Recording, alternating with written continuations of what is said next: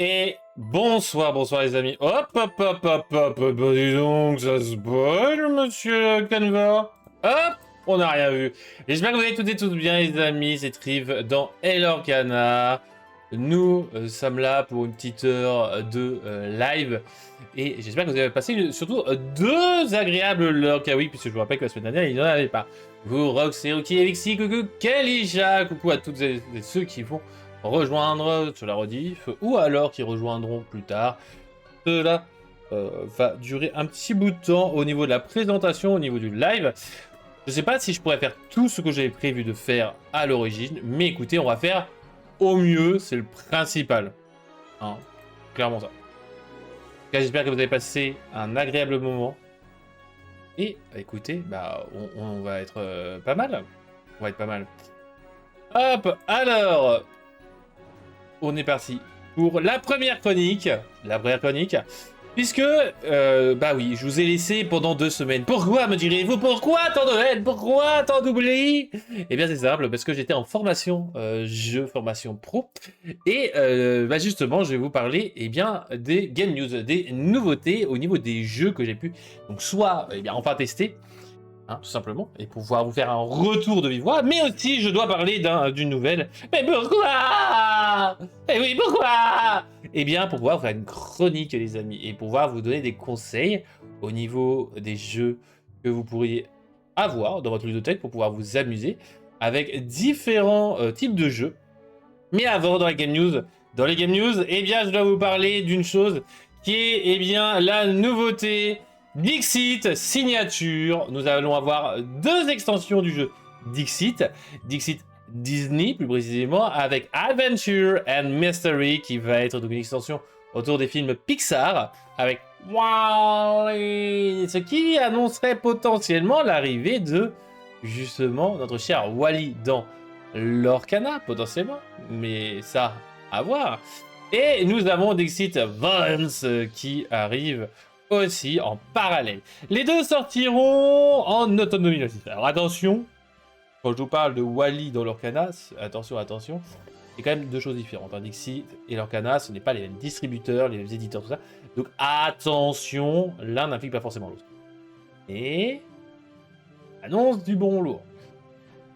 Également un petit personnage de Wall-E qui pourrait peut-être arriver dans Vigenous. Qui sais-je? Que sais-je? Mais en tout cas, ça pourrait faire plaisir. J'espère que... Enfin, je sais pas si vous l'avez, le Dixit Disney, mais il est assez compliqué, je trouve. Simple et compliqué à la fois. Hello, Sina, j'espère que tu vas bien. J'espère que tu vas bien, que tout le monde va bien. Donc en vrai, le Dixit Signature, enfin les 2 extensions peuvent être intéressantes pour compléter votre collection et puis améliorer vos parties. Surtout si vous êtes fan de ces 2 parallèles, entre guillemets, au niveau de Disney. Dixit est un super jeu. Les illustrations sont magnifiques.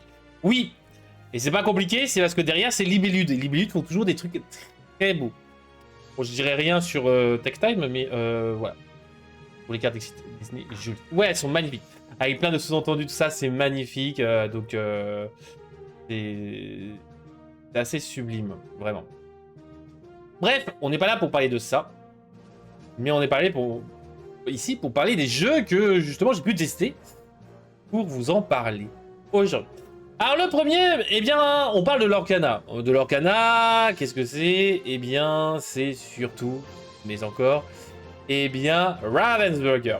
Je vais parler d'un jeu que j'ai pu tester en proto, alors que je vous ai déjà, donc je vous ai un peu parlé, ou vous avez pu voir lorsque je vous ai fait le vlog de Cannes. Un petit jeu, un tout petit jeu de Ravensburger qui s'appelle Ave Lemmings. Ave Lemmings qui va être un jeu de plis. Ceux qui vont tomber te saluent. Et là, vous allez me dire, bon, Trif, ok, tu nous en as déjà pas un peu parlé. Bon, j'étais un peu dans les vapeurs quand on me l'avait présenté. Et puis, on va dire que la mécanique me hypait pas plus que ça. Cependant, j'ai pu le tester. Et il est très bon. Alors, je vais vous présenter, j'ai pas d'illustration, ça m'embête. J'ai pas pris de quoi prendre les photos, tout ça. Et j'avoue, j'étais en mode vacances aussi, indirectement. Hein. Ça fait du bien de décrocher.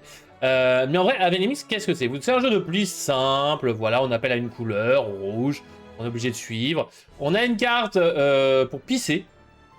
Pas compliqué, hein, c'est C'est souvent les toilettes, si on n'a pas envie de jouer de la couleur. Et vous allez avoir donc 4 manches. Chaque manche, vous allez avoir une modification du plateau, des gains gagnés, mais les gains dépendront de la carte que vous aurez piochée pour la manche, qui va avoir une mise en place différente, donc qui va vous décrire le plateau, et aussi les conditions de points gagnés, et donc d'avancée de votre Limix, puisque c'est un jeu de pli avec plateau. Je m'explique. Vous allez avoir donc une carte qui va vous dire que le gagnant va avancer d'autant de cases que la valeur de la plus haute carte. Eh bien, il avancera, si je gagnais par exemple avec un 9, j'avancerai de 9 cases. Jusque-là, rien de neuf sous le soleil. Cependant, à la fin de la manche, vous gagnerez des points en fonction de si vous êtes premier, deuxième, troisième ou quatrième sur le plateau. Donc là, ça devient un peu plus intéressant. Mais en plus, là où il y a la stratégie et là où il y a des fous rires, c'est que si vous arrivez sur une case où il y a un Lemmings, et bien vous allez le pousser. Donc soit si vous arrivez par l'arrière, et bien vous allez le pousser par l'avant. Si vous arrivez par l'avant, vous allez le pousser par l'arrière. Vous avez des cases trous, les trous, qu'est-ce que ça fait? Et bien si vous tombez dans le trou, et bien vous recommencez au début. Assez drôle. Et aussi, et bien si vous dépassez le plateau, aïe aïe aïe, eh bien, vous retombez au début, les Lemmings ne font que tomber. Donc en vrai, je trouve ça très marrant, familial, fun, même entre potes, à l'apéro, ça peut être très sympa. Nous, on a fait ça vers minuit 1h, grosse dédicace à celle qui nous l'a fait tester. Peut-être qu'un jour, elle viendra, j'essaierai de la faire venir pour une petite interview. Mais en vrai, avec Lemmings, si vous aimez les jeux simples, rigolos, familiaux, ça, je vous le conseille. Et là, vous allez me dire, Trif, tu me hype de ouf! C'est sorti? C'est combien? Oh. Alors calmez-vous, Ave Lemmings sortira normalement, si je dis pas de bêtises, en septembre 2026, septembre-octobre. Non, Ave Lemmings c'est septembre. Je confonds avec un autre jeu. Un autre jeu que je vais présenter juste après, puisque je parle de jeux familiaux, tout ça, vous kiffez les jeux familiaux potentiellement, je le sais très bien. Et un autre jeu, en 3-4 jours, j'en ai fait 4 parties. Avec les mix, j'en ai fait sur le tard, donc malheureusement, je n'ai pas pu faire plus qu'une partie. Mais j'ai fait un jeu dès le premier jour et j'en ai fait 4 parties. Alors, pas d'affilée quand même, faut pas déconner.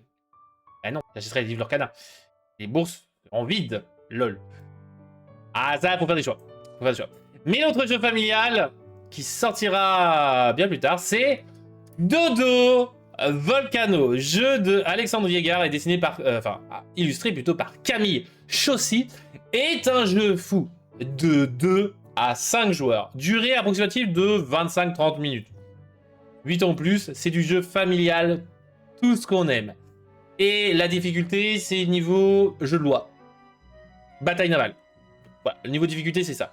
Cependant, c'est un jeu débile où vous allez rigoler, mais un peu stratégique quand même. Puisque voici à quoi ça ressemble. Et là, vous allez me dire, waouh, il y a de la couleur, j'adore. Oui, on adore. Comment ça se passe? Vous avez des dodos sur le plateau qui vont être représentés par vos petits meeples, par vos petites couleurs. Oh, dur, le jeu de loi. Vous allez, au début de votre tour, tirer dans le petit pochon. Alors, est-ce que j'ai. On voit la souris? Ouais, on voit le petit pochon ici. Une tuile coordonnée. Par exemple, achat. Boum! Météorite enclenché. Boum! Parce qu'il y a le volcan qui va être en éruption. Si il y a des dodos à cet endroit-là, eh bien, il se barre! Ça va faire des poulets grillés! Non! Bon, quoique, si vous voulez du poulet grillé, c'est pas mal la situation. Mais, après cela, vous allez pouvoir déplacer un de vos dodos. Un de vos dodos de votre couleur. Alors, imaginons, je vais être... Coucou Donald le beau, j'espère que tu vas bien. Je suis le dodo bleu ici. Je vais pouvoir... Ah, c'est tout petit, je suis désolé. Hein. Je vais essayer de zoomer. Hop, attendez. Hop, on va...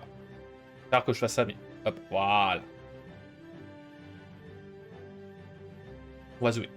Je suis le dodo bleu à cet endroit-là. Je vais pouvoir le déplacer de 1, 2 ou 3, 4. Il faut que je déplace au moins un dodo de 1. Et là, vous voyez, il y a un tas. Comment est-ce qu'on fait un tas? Le dodo n'est pas un poulet, c'est une volaille grillée, du coup. Exactement. Dans ces cas-là, on va pouvoir le déplacer de plusieurs cases. On va pouvoir le déplacer de 1, de façon adjacente, ici. De 2, et on va arrêter le range. Et dans ces cas-là, il va venir dans notre troupeau, dans notre famille de dodo, mais uniquement moi vais pouvoir le contrôler. Vous pouvez voir ici, j'ai bleu, vert, bleu. Le vert est entre deux bleus. Il n'y a que le bleu qui peut le contrôler. Si je vais avec ma tour sur le jaune sera tout en dessous, mais il n'y a que moi qui pourrais le contrôler. Alors, vous allez pouvoir vous embêter comme ça. Vous allez avoir à faire une seule chose, c'est sauver vos dodos. Comment sauver les dodos de l'éruption volcanique? Eh bien, vous allez essayer de les amener dans le portail magique se trouvant tout au milieu. Donc ici en F5.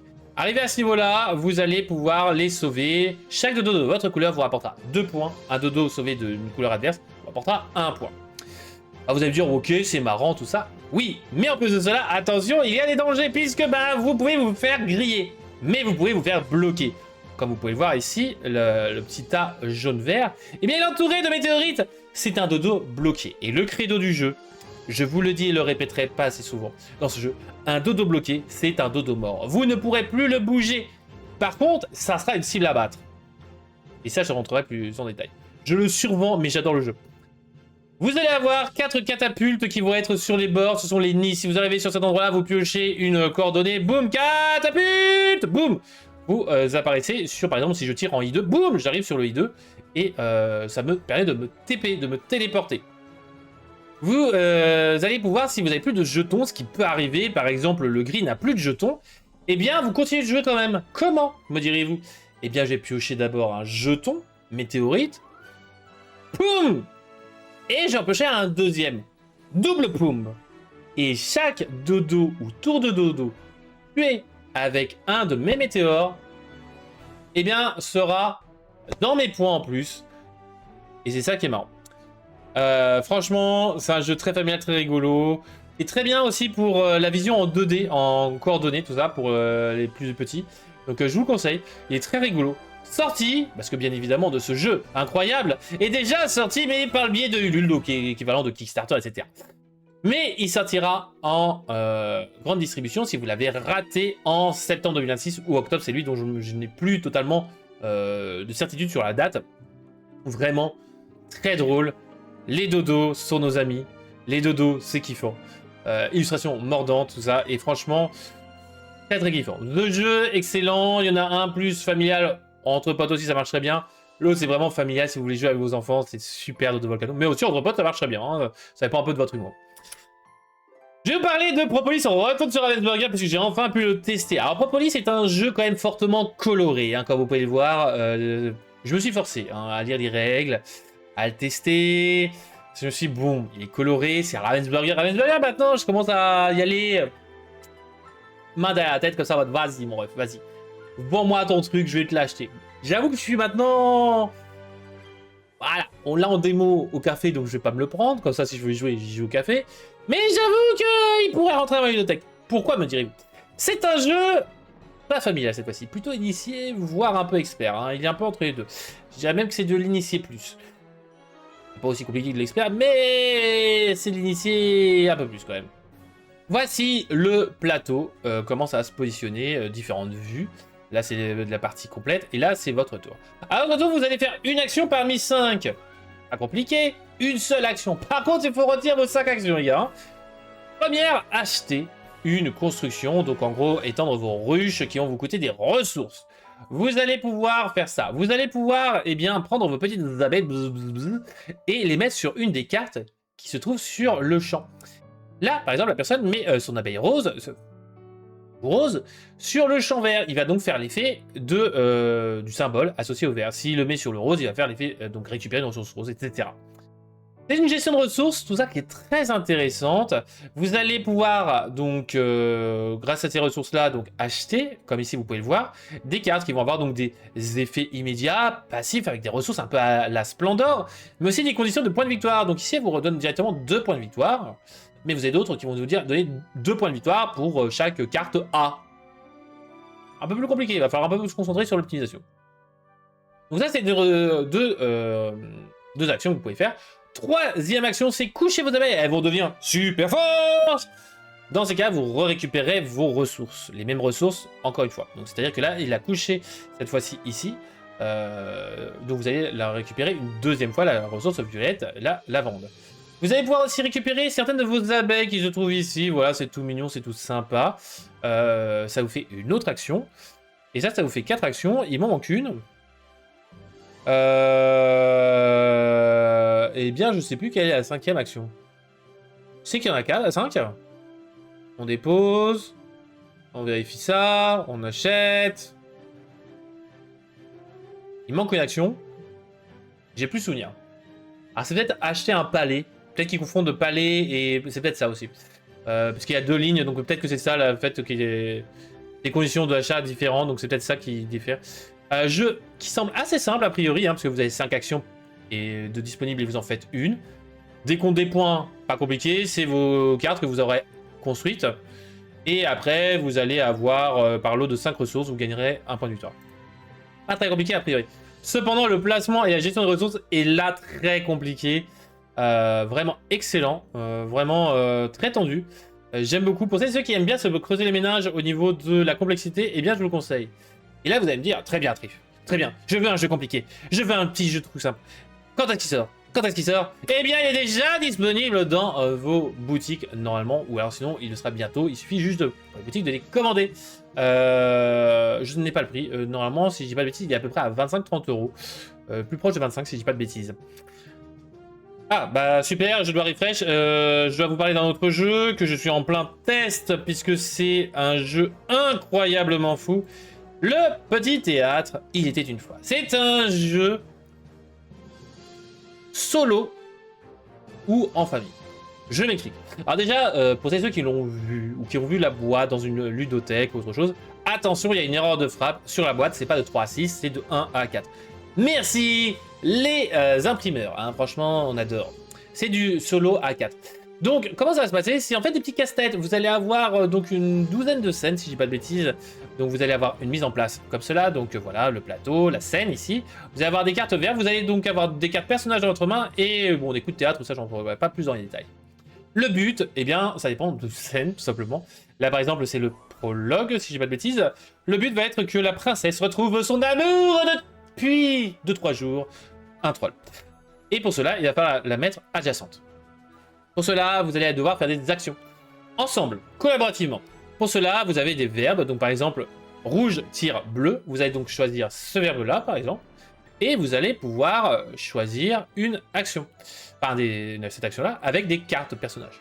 Là, on voit que par exemple, on a le sapin, la princesse, le caillou et la princesse. Eh bien, ils ne pourront pas tirer. Par contre, on pourra intervertir potentiellement, etc., etc. Donc en vrai, c'est un petit casse-tête, rejouable à l'infini, puisque ça dépend de ce que vous piochez aussi. J'aime beaucoup, c'est très sympa. Le Petit Théâtre, pour le moment, j'en suis à 2 scènes plus le prologue, si je dis pas de bêtises. Pas si simple, et des fois même excessivement compliqué selon comment est-ce que vous avez pioché les cartes. Il peut être familial, clairement. Enfantin, pas tant que ça, hein, ça dépend du niveau que vous allez avoir. Donc je vous le conseille si vous voulez un peu vous casser les ménages avec votre petit bout de chou. Le Petit Théâtre est très sympa. Et en plus de ça, vous pouvez y jouer tout seul. Et ça, c'est kiffant. Ça, c'est kiffant. Et déjà disponible elle aussi, cette petite boîte. Cette petite boîte est déjà disponible pour quand même de bonnes heures de partie. Autre jeu, Pyramire. Pyramire, donc le jeu de Tribuo que, voilà, il m'avait donné envie, il m'avait tapé dans l'œil. Pyramire est un jeu initié. Et un petit jeu initié très sympathique. Au pire des cas, familial plus. C'est un jeu dont vous allez devoir faire une chose tout d'abord, qui va être de tourner, c'est pas obligé, une des 3 pyramides. Je trouve ici.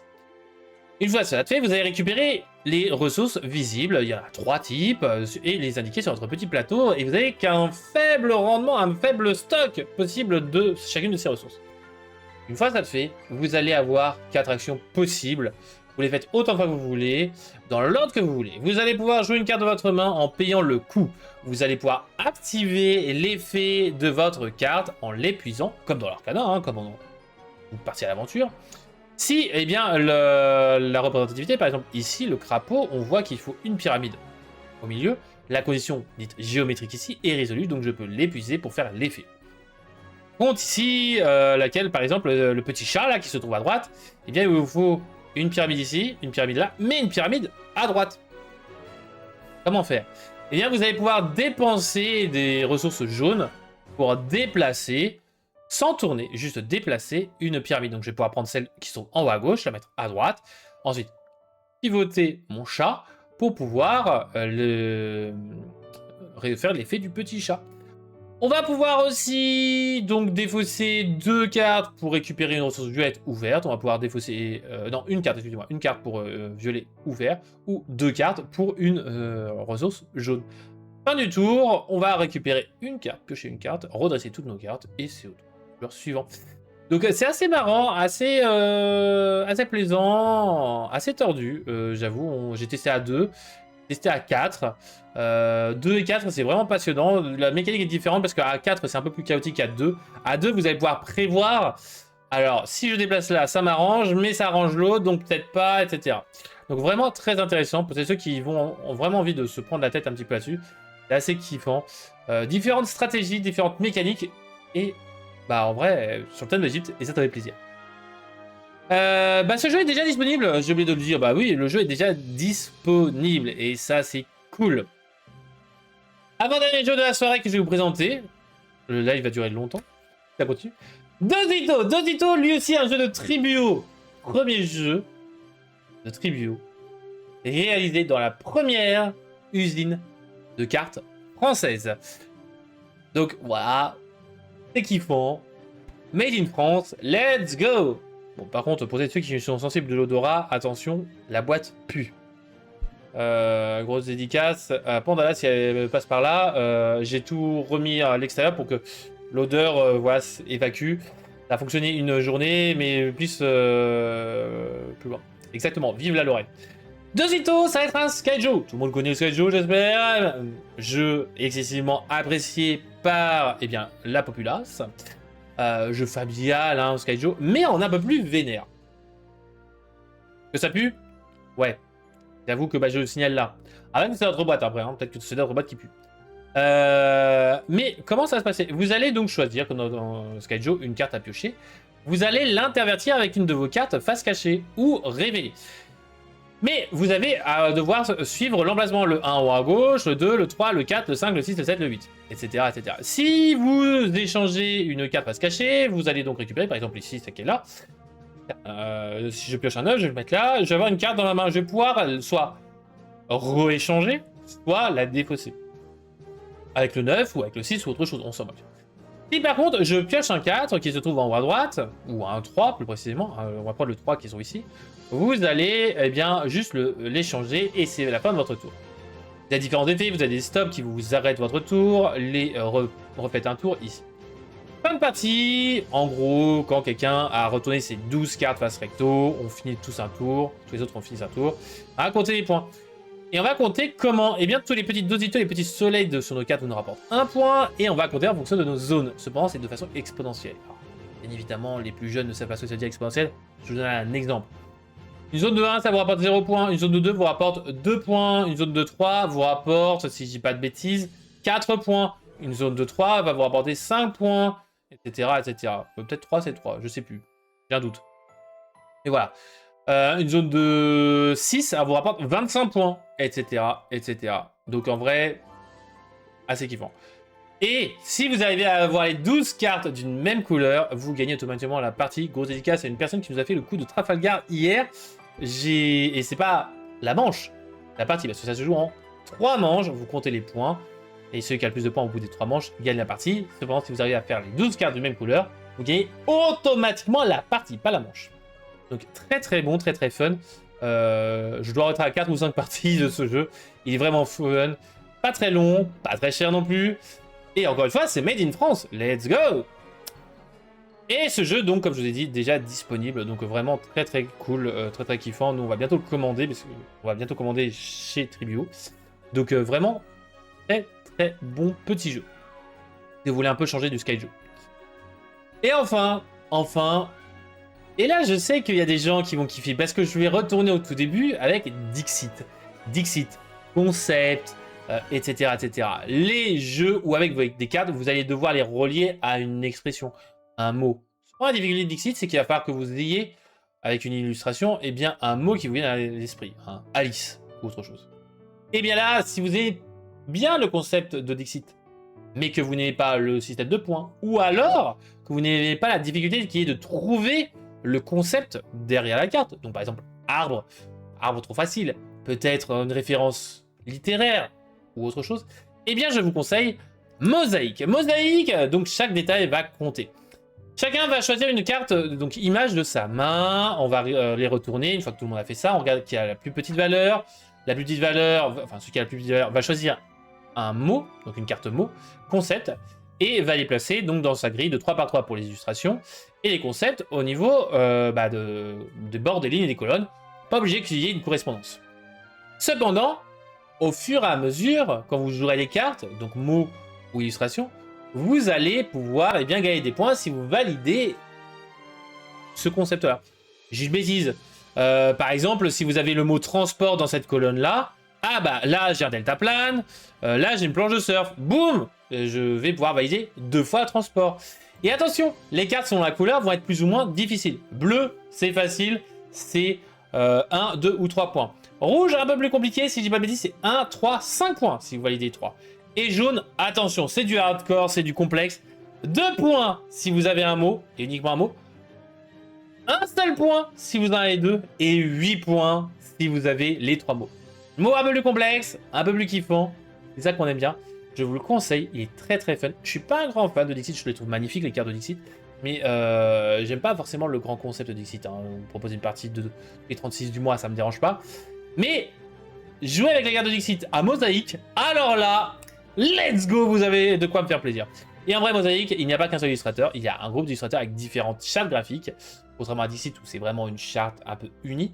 Là, vous avez du noir et blanc, du cartoon, du réaliste, du fantasmagorique, etc. C'est kiffant. Je vous le conseille, petit jeu. Et lui, eh bien, il est déjà dispo lui aussi.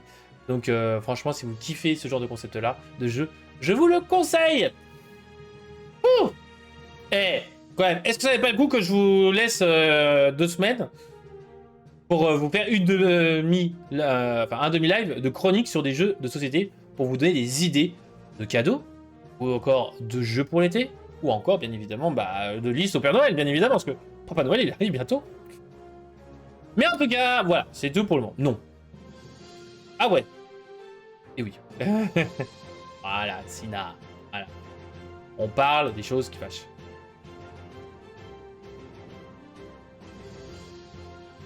Donc, on va partir sur la prochaine chronique. News au ciné. Eh oui, les films, les cinémas, tout ça. Donc, il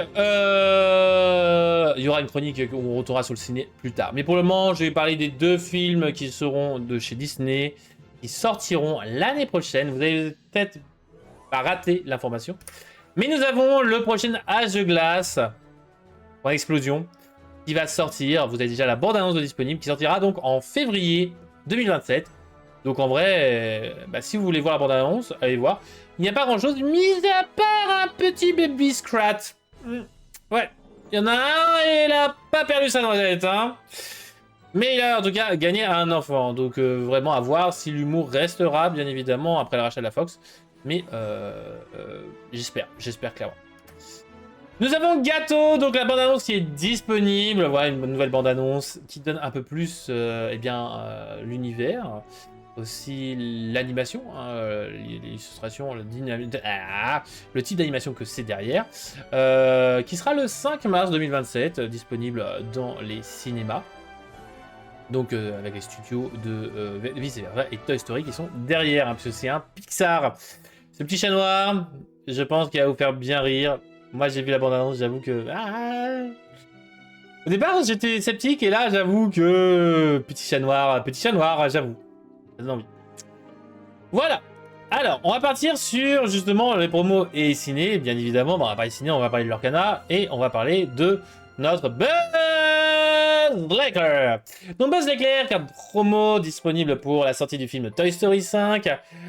Disponible dans les cinémas AMC en Amérique du Nord et aussi dans les boutiques référencées PlayHub pour des événements de type Rush. Mais en Europe, on y a le droit. On y a le droit en Angleterre, enfin au Royaume-Uni plutôt, dans les boutiques HMV, en Allemagne et en Autriche dans les Cinéplex, et aussi en Italie, en Espagne, en Portugal, en Pologne, en Roumanie, en Bulgarie, en République tchèque et en Slovaquie. Ah, je crois que c'est Slovaquie. En tournoi Pack Rush, eux aussi, mais pas au cinéma.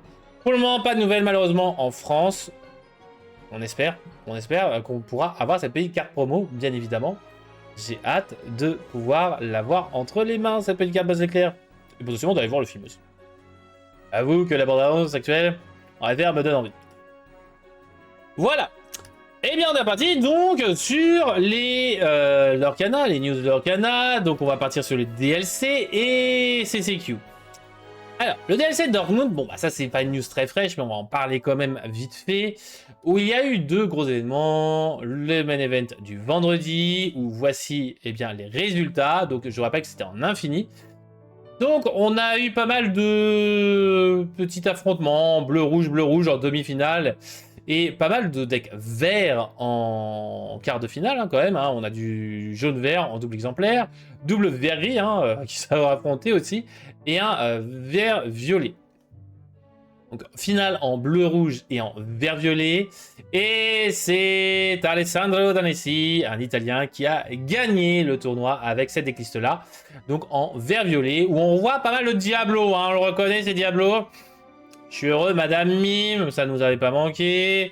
Le Merlin Crabe, lui aussi, nous avait pas manqué. Hein, vraiment, il a pris vraiment toutes les cartes du deck vert-violet qui pouvaient nous embêter. Et elles sont maintenant présentes dans le deck Infinity. Dumbo en x4, bien évidemment, à force de jouer des insaisissables, assez obligatoire quasiment. Très fort pour de la pioche. Mais vraiment, très très bonne carte. Avec Passe le levier là. Ne parlons pas de Bruno, Sous l'océan, et le Fort de Neige. Que des cartes que tout le monde apprécie. Ouais, je le sais. Et en bleu-rouge, donc Dylan, le Duc, un petit américain qui nous jouait le deck objet avec un petit soyez prête, mais surtout le package 6 sous. On a donc le piège caché, l'encre de jet, tout ça. On se rappelle bien de tous ces objets-là. Et surtout, le Lucky Dime, on s'en rappelle bien. Un peu trop de légendaires pour moi quand même, parce que bon, vous avez quand même 4 légendaires chacune en x4. Enfin, plus le Lucky Dime qui est en une fois. Ça coûte cher quand même, monsieur. Ça coûte très très cher. Mais en tout cas, voilà. C'est deux petites decklists si vous voulez avoir une decklist eh bien, viable, voilà, au niveau de bleu-rouge ou vert-violet. Et voici, voilà. Mais ça, c'était l'événement du vendredi. L'événement du vendredi, eh bien, ça implique aussi le main event du samedi. Eh bien, cette fois-ci, on avait donc alors une petite erreur au niveau du site. C'était que Jacopo Carlo Gravina jouait vert gris, je dirais. Et bah là, cette fois-ci, on avait beaucoup de jaune-vert. Hein. On en avait 4 jaune-vert, un jaune-gris, un vert-gris et un bleu-rouge. Bon, alors bleu-rouge et jaune-gris ont réussi à passer, bien évidemment, en demi-finale. Jaune-vert, pas de problème, hein, parce que bon, un peu plus de tranquillité là-dessus. Et par contre, jaune-vert s'est fait rétamer en demi-finale. Jaune-gris, donc Steelsong, et le bleu-rouge sont arrivés jusque-là. Et la personne qui a gagné, c'est Alex Wick des Netherlands. Donc lui, bah, le Steelsong, hein, on le connaît très bien. Avec Cendrillon, le Troubadour, Ursula, le très bon mélomane. L'Ariel qui n'est pas très bonne actuellement, mais qui est bonne à l'infini. Parce qu'en vrai, comme boost, elle est excellente. Mais il faut pouvoir chanter. Hein. Et les decks chansons, malheureusement, pour le moment, c'est un peu la galère à avoir un truc viable. Bon, et après, on connaît toutes les cartes. Akudemouti, Beyond the Horizon, Corso d'un sur 22. Voilà, des petites cartes bien sympathiques qu'on aime bien. Hein. Vraiment. Vraiment, c'est super. Donc l'Ariel Floodboard, en plus de cela, le pad, le bon vieux pad, forcément le pad qui empêche justement les actions, c'est excellent. Vraiment, je trouve que la decklist est assez consistante, hein, vraiment. Donc, ouais, j'avoue que si je devais jouer Silsong jaune-gris, peut-être la bête que j'aime pas jouer sans le petit, mais bon, je peux comprendre. Il est quand même bon, hein, la bête. Et puis on a Akudemouti. Pas mauvais. Et Raffaello Sarmiento, donc d'Autriche, en bleu-rouge, lui aussi, le deck objet, le retour, mais cette fois-ci avec un peu de Maui, double Tamatoa, voguer sur la mer Azurite, tout ça, donc vraiment à peu près le même genre d'idée, mais une version différente, donc si vous voulez vraiment bleu-rouge, voilà, vous avez quand même pas mal de possibilités. C'est quand même plus bleu que rouge, hein, on va pas se mentir. Mais bon, c'est du bleu-rouge, je peux pas le dire autrement. Est-ce qu'il y a un de ces 3/4 decks qui vous intéresserait de jouer en Infinity, même en ligne? Est-ce qu'il y en a un qui vous plairait? Ouais, j'avoue que le jaune-gris... je sais pas. J'avoue que le jaune-gris... Il y a juste une petite carte là, petite réponse. Mais bon. Chut. Voilà, au niveau du DLC de Dortmund, on va parler du CCQ d'Angers, le Ludofest. Je vais pas parler de l'autre CCQ, parce que j'ai pas eu beaucoup d'informations. Et de toute façon, je vais plus parler de Angers Ludofest pour donner mon avis un peu sur le problème qu'il y a eu, bien évidemment. Je vous connais pour ma communauté, vous êtes bienveillante. En règle générale, n'accusez pas les gens de triche, s'il vous plaît. Il peut y avoir aussi la fatigue, bien évidemment. Et vous n'avez pas fait d'événements, de gros événements. Attention, dans tous les TCG, tout ça, les gros événements, au bout d'un moment, on fatigue, il fait chaud, il y a du bruit. Enfin voilà, c'est normal. Je ne m'étendrai pas plus là-dessus, mais vraiment, voilà, je donne mon avis. Mais en tout cas, sur le CCQ d'Angers Ludofest, eh bien, voici le camembert. Et regardez-moi ce camembert de qualité! Je suis fier de mon camembert. Donc, on avait à peu près 19% de jaune-vert, 15% de jaune-violet, 14% de vert-bleu, 13% de violet-bleu, blurple. Et par contre, on a à peu près 40% d'autres decks. Hein. Alors, il y a de tout et de n'importe quoi. Vraiment, il était dingue. La liste monumentale qu'on avait pour le camembert, j'ai dû faire des choix. Et j'avoue que il y avait des choses intéressantes. Malheureusement, j'ai pas les decklists, mais par contre, j'ai quand même bien le top cut, donc les 8 premiers. Donc on a la TTS de Gogo qui jouait bleu, violet, blurple, qui est premier avec 32 points. 2 draws, 0 défaite, 10 wins. Donc vraiment blurple un peu plus intéressante à l'heure actuelle. Le bleu-rouge de Tag Play qui est 28 points, donc 9 wins, 2 lose, 1 draw. Donc voilà, bleu-rouge qui n'est pas représenté hein, dans le camembert, et c'est dans les autres. Donc voilà, des outsiders, comme on le prononce, c'est bien. Le jaune-vert de l'Orcadis, donc 25 points avec 8 wins, 2 lose, 1 draw, lui aussi. Donc qui est donc dans le jaune-vert, hein, qui est quand même était le plus représenté au tout début, donc c'est normal qu'on le retrouve. Hein. Tout comme le jaune-vert de Yves Pedrero, qui avait 25 points aussi en 4ème place. Wheeler, le Blurple, malheureusement, Blurple, c'est parce qu'on joue une bicolorité identique qu'on a le même résultat. La déclisse est différente, on n'affronte pas les mêmes joueurs, malheureusement, on n'a pas les mêmes talents, et surtout, le plus compliqué, c'est que ça dépend de la chance de ce qu'on pioche, hein, bien évidemment. Donc Wheeler, malheureusement, a fait que 5ème, contrairement à Gogo, qui joue aussi Blurple, avec 22 points, 7 wins, 2 lose et 1 draw. Blurple aussi, 6ème place de THT, je présume que ça se prononce, la team PYR. Toffer, jaune-vert, forcément, au bout d'un moment, jaune-vert, Blurple, tout ça, ça se retrouve là aussi, hein, en 7ème place. Et en 8ème place, le deck Toys, le deck joué jaune-rouge. Voilà, pour ça tombait bien que je m'arrête là, le deck joué jaune-rouge était présent. 7 wins, 3 lose, 0 draw, hein, 0 draw. Donc vraiment, très très intéressant. Voilà au niveau du CCQ d'Angers Ludofest. Mais ce n'est pas le seul événement actuellement de ce mois-ci. Voyons les CCQ, c'est bien, mais il n'y a pas que ça. Il y a aussi le Championship. Je présume que vous avez pu participer ou au moins vous intriguer, vous intéresser à la carte promotionnelle du championnat. Le Woody Jungle Guide. Donc, ce Jungle Guide, plutôt, parce que Guy, c'est un Guy, oui, en effet. Donc, ce Woody, eh bien, si vous voulez pas forcément participer au championnat, ou que vous l'avez pas forcément récupéré, en version non-foil, si vous participez au championnat, vous l'avez au moins un exemplaire, il ne coûte qu'en 3,50€, ça va pour la petite collection. Par contre, en version enchantée, ça c'est une autre paire de manches. Pour ceux qui adorent Woody, qui la veulent en enchanté, 33€. Oui, oui. On multiplie par 10 quand même le prix. Je vais attendre, hein, même si c'est Joachim Mangoul qui l'a dessiné, je vais attendre. Voilà. On va attendre un petit peu. Pardon. Et voilà, ce sera tout pour moi pour aujourd'hui les amis. On va s'arrêter là. Non, on s'arrêtera pas là, ce n'est pas là le moment. Ben non, Trif, ce n'est pas... C'était une petite blague. C'est...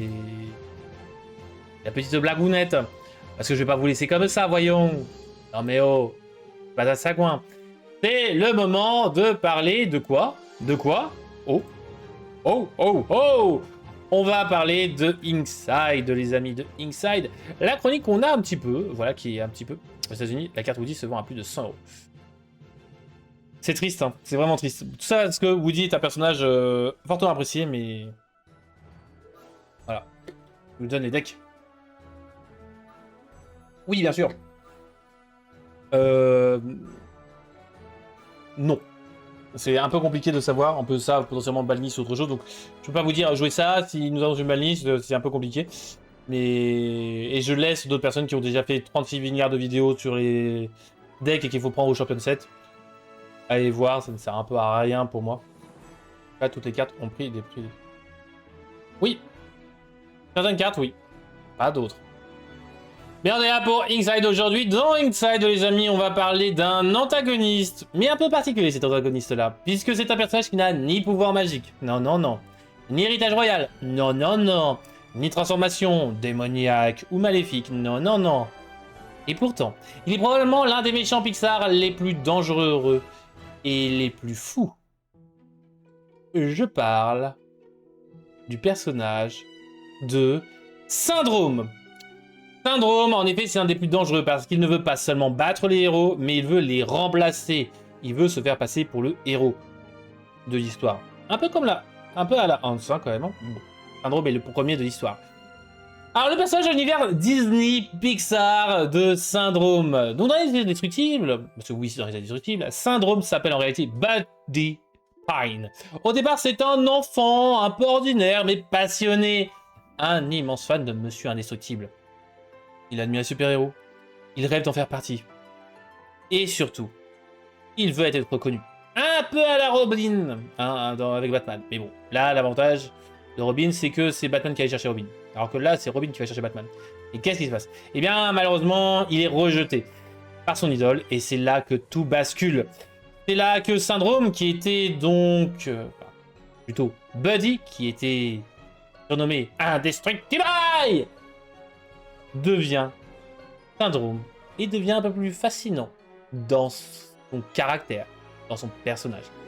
Parce qu'il n'est pas un méchant né, hein, comme je vous l'ai dit, c'est un personnage construit par la frustration, l'humiliation, l'obsession de la reconnaissance et par un véritable trauma qu'il a eu avec Monsieur Indestructible.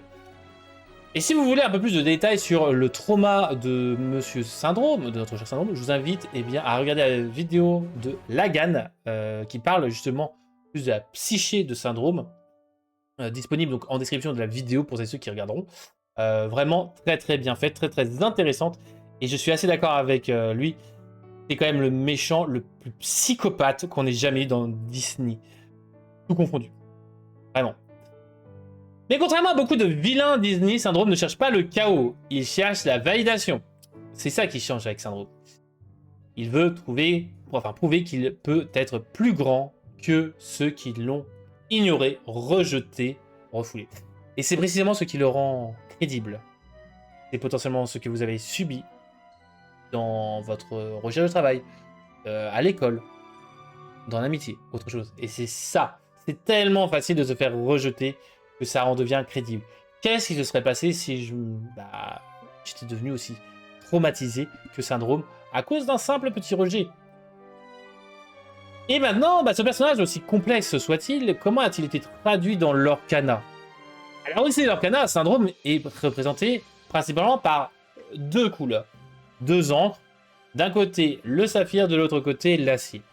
Et honnêtement, j'avoue que c'est probablement l'une des meilleures combinaisons qu'on ait imaginer au niveau des mécaniques, au niveau des couleurs aussi, même si rouge pourrait aller très bien lucier, d'un personnage Pixar dans le jeu tel que Syndrome. Et vous allez me dire, pourquoi?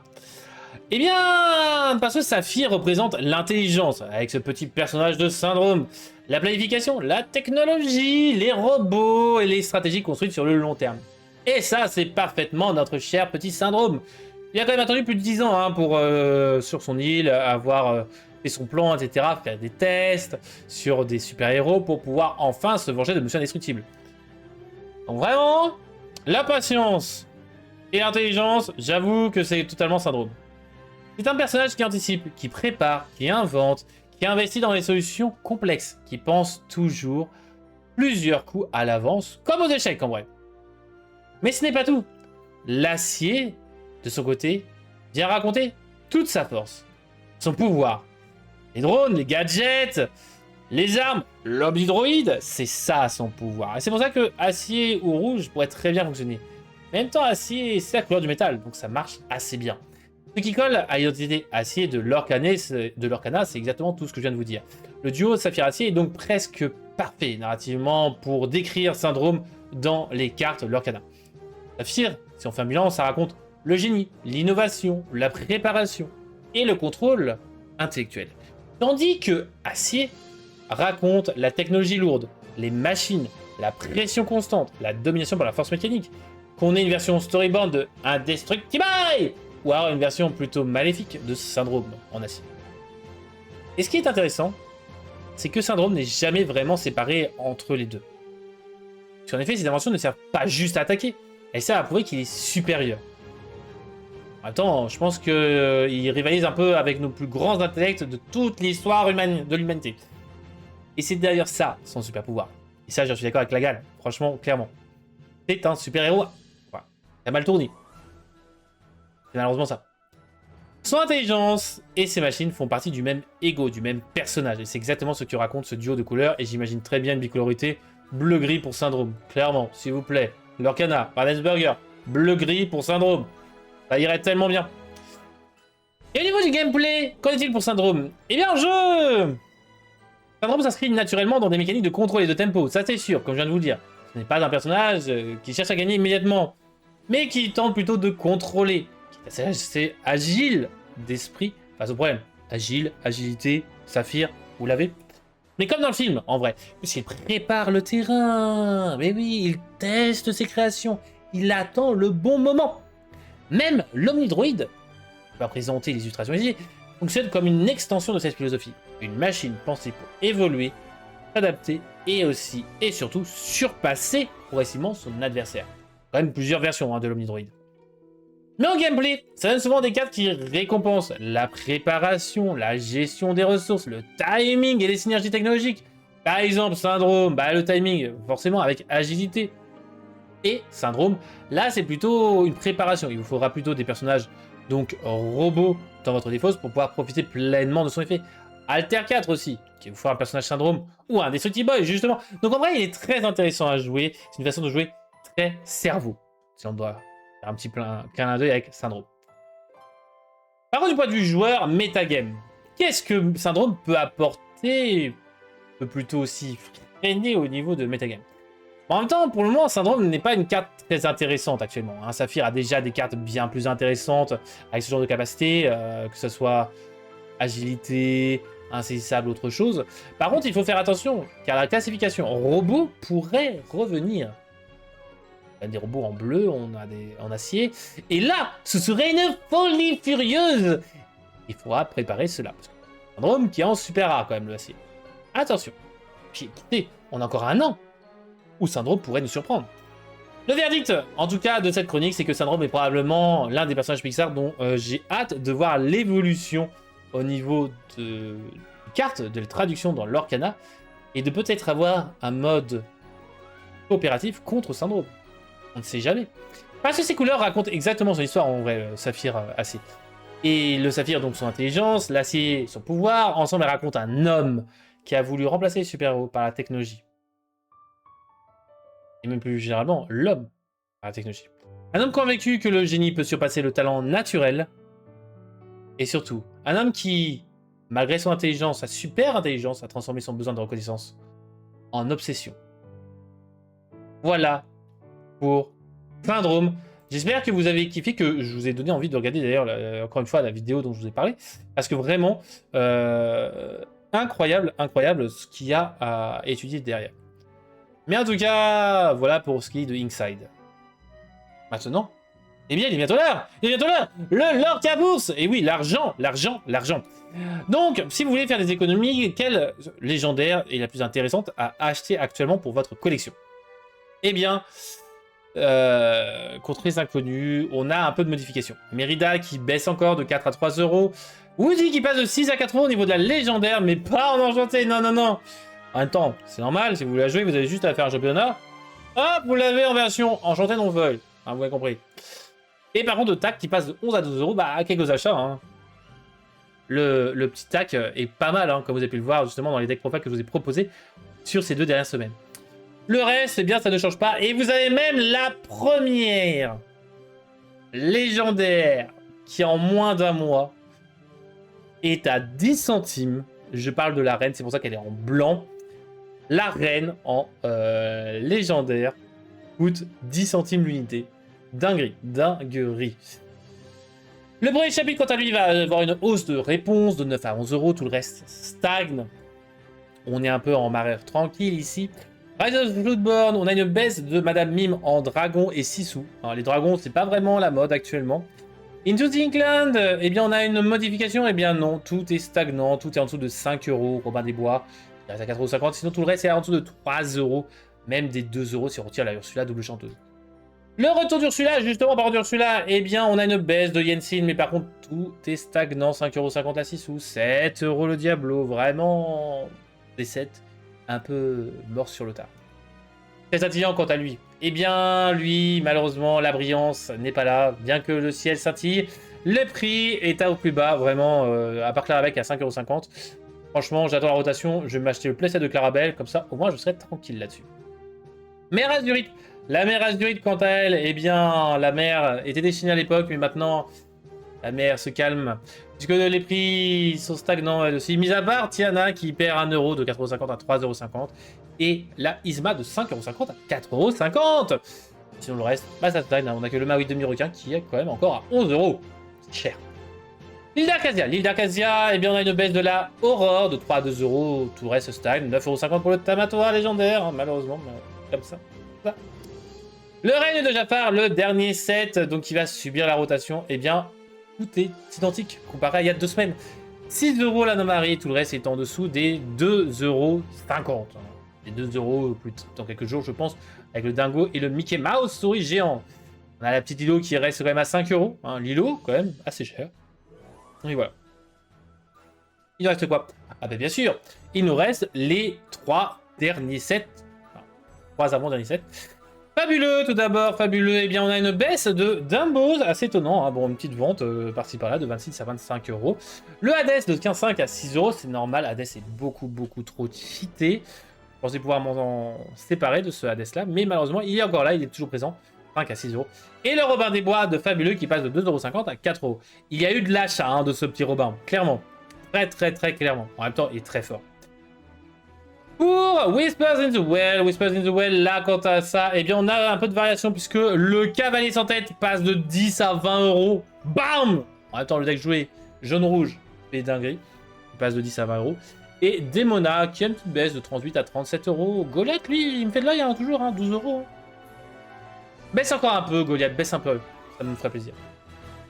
23 € toujours Hades, 7 € la Zaza, 25 € Cendrillon et le reste à 3 € en dessous.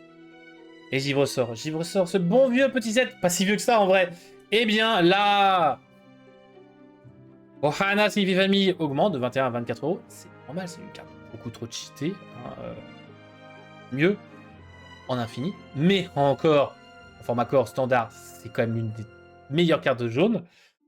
Vaiana de 14 à 13 €. Bon bah là, ça boude un peu, clairement la petite Vaiana, mais bon.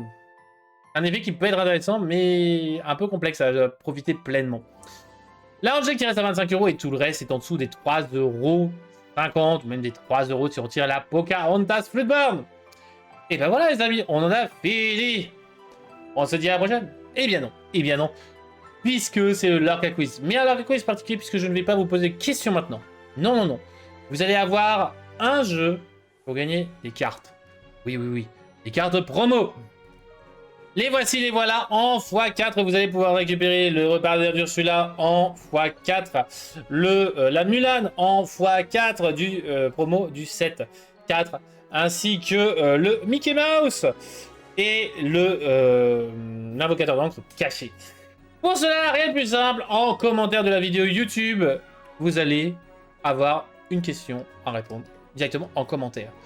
La question: quelle carte était la carte de victoire secrète du coffret Quête des Illumineurs, Menace des Profondeurs? Je l'ai décrite au maximum. J'aurais pas de message pour dire c'est quoi la carte promo machin. Mais vraiment, quelle était la carte à récupérer dedans? Vous avez les carcellés et tout ça. À vous de me dire. Et ce sera tout. Non!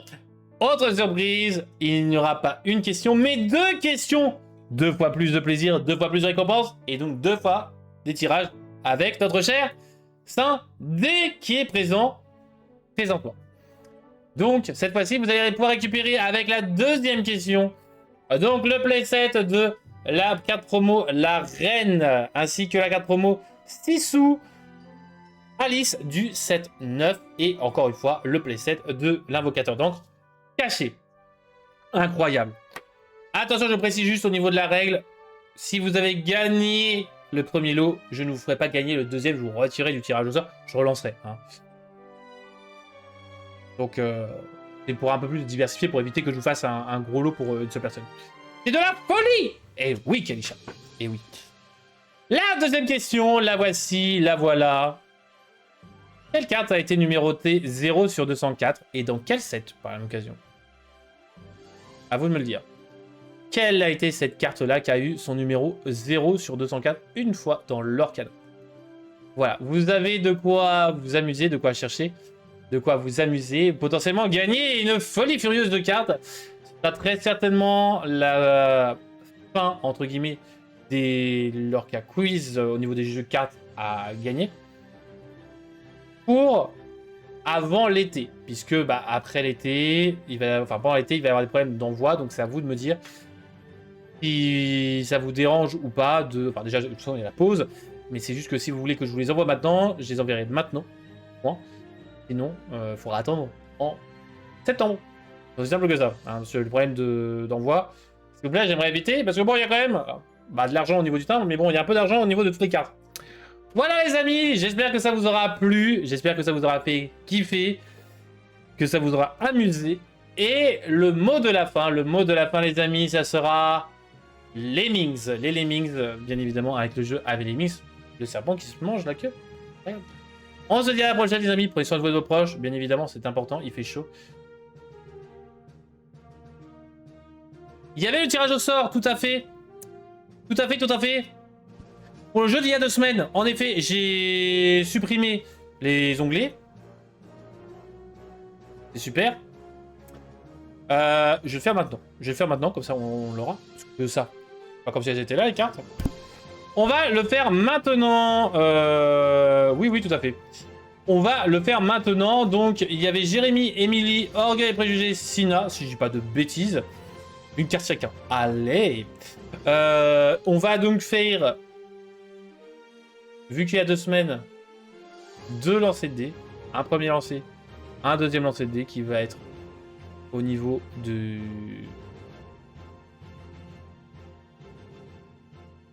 Comment dire, d'un peu plus d'aléatoire. Et maintenant, la personne qui va gagner, c'est... C'est qui Le scindé. Est-ce qu'il y a prière? Ah, c'est Emily Book qui gagne les cartes promo. Comme si je lui ai envoyé la semaine dernière. D'ailleurs, si, tu m'avais dit que tu les avais reçus. Bon bah voilà. C'est incroyable. C'est fou. C'est fou. En tout cas, j'espère que vous aurez kiffé, les amis. Prenez soin de vous et de vos proches. J'aurais mieux fait d'attendre. Lol. C'est sûr. On se dit à la prochaine, les amis. Prenez soin de vos proches. Cœur sur vous. Encore bravo, GG. Je vous rappelle, 2 tirages la semaine prochaine. C'est fou, c'est dingue. Et écoutez, bon appétit pour ceux qui vont manger. Bye bye.